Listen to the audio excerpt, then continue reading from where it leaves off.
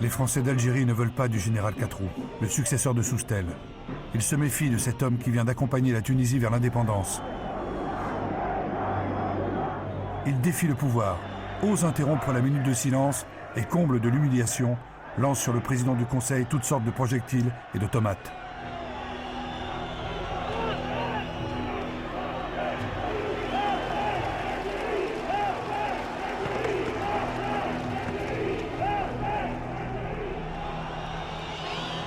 Et la gerbe de fleurs déposée par Guy Mollet ne pèse pas lourd face à leur colère. Une colère et de simples tomates qui vont faire plier la République. Guy Mollet ne montre rien de son trouble, mais il vient de céder. Il demande à Katrou de démissionner le jour même. Les Français d'Alger prennent alors conscience de la faiblesse de la République et surtout de leur pouvoir. Ils sauront bientôt en rejouer.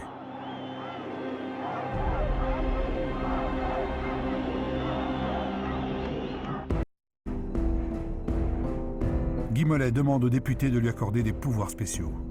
Le vote est massif, 455 voix pour, communistes inclus.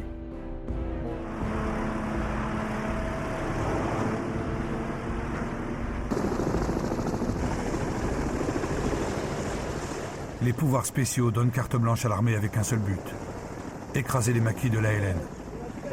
Pour cela, les militaires découpent l'Algérie en 3 zones.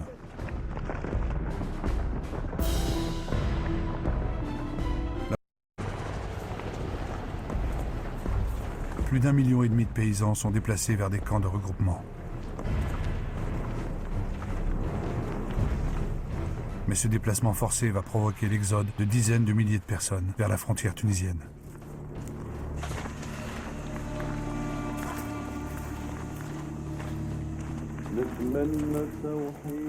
Les camps de réfugiés font leur apparition, et c'est rapidement la famine qui décime des familles entières. Face à cette tragédie humanitaire, la Croix-Rouge décide d'intervenir. La guerre d'Algérie s'internationalise un peu plus, et la France est montrée du doigt.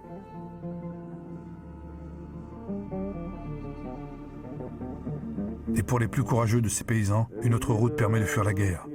L'immigration. Des dizaines de milliers d'Algériens vont ainsi rejoindre la France.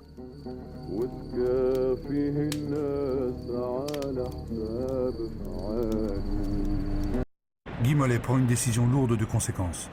Il engage dans la guerre les appelés du contingent et porte le service militaire à 28 mois. Une éternité. Du jamais vu depuis la mobilisation de 1939. Ils rejoignent les classes de rappelés déjà sur place. 400 000 soldats français seront bientôt présents en Algérie. Reprendre l'initiative. Ils décident d'engager le combat contre le président égyptien, le colonel Nasser. C'est le gouvernement égyptien qui fournit des armes tirées de ses arsenaux, en organise le transport. C'est le gouvernement égyptien qui poursuit systématiquement, dans ses centres d'instruction militaire, ses écoles de commandos et de sabotage, la formation des cadres de groupes armés algériens. Avec ses alliés britanniques et israéliens, la France se lance dans l'expédition de Suez. L'objectif officiel est de libérer le canal que l'Égypte a nationalisé.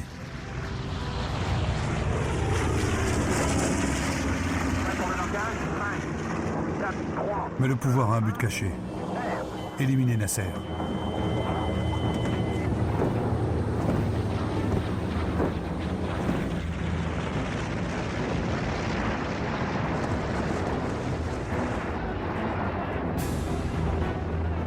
Alors que les para-français se rapprochent du palais présidentiel, ils reçoivent l'ordre de cesser le feu. L'opération de Suez vient de tourner au fiasco politique. Les Russes et les Américains se sont entendus pour obtenir le rembarquement des troupes franco-britanniques et ont obtenu une condamnation à l'ONU. Pour la seconde fois, la question algérienne est inscrite à l'ordre du jour. Face au monde des nations, la France se retrouve isolée.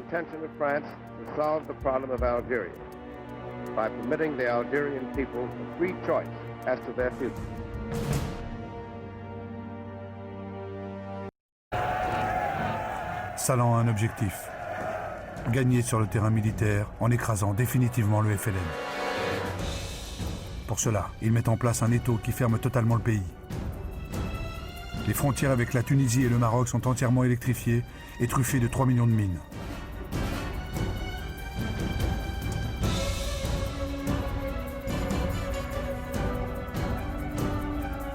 Les passages qui permettaient l'acheminement des armes et la circulation des rebelles sont désormais hermétiques.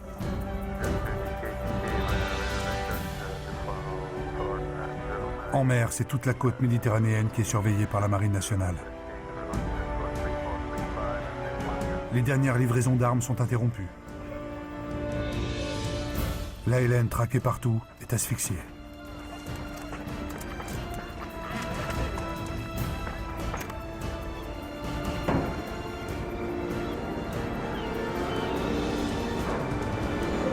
Ces hommes se sont repliés sur Alger.